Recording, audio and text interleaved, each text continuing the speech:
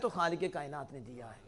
اور اس میں جو ہے حضرت حرم بن حبان ہے رضی اللہ تعالیٰ عنہ، جب وہ حضرت خواجہ ویس قرنی رضی اللہ تعالیٰ عنہ کو ملے، داتا صاحب لکھتے ہیں کہ جب ملے نا تو سلام کی، تو پہلی ملاقات تھی، سلام کی تو آپ نے جواب میں کہا یا حرم بن حبان۔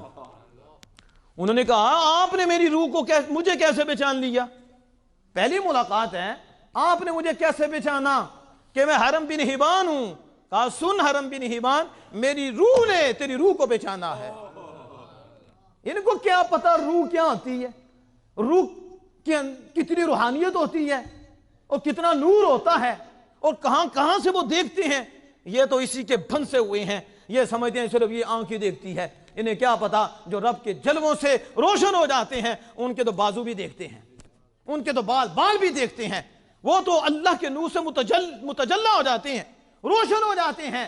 اب وہ اپنی آنکھ سے نہیں دیکھ رہے ہوتے، آنکھ ان کی ہوتی ہے، جلوہ رب کا ہوتا ہے۔ پھر ان کی آنکھ کون سا مسئلہ؟ رب فرماتا ہے میں ان کا دل بن جاتا ہوں۔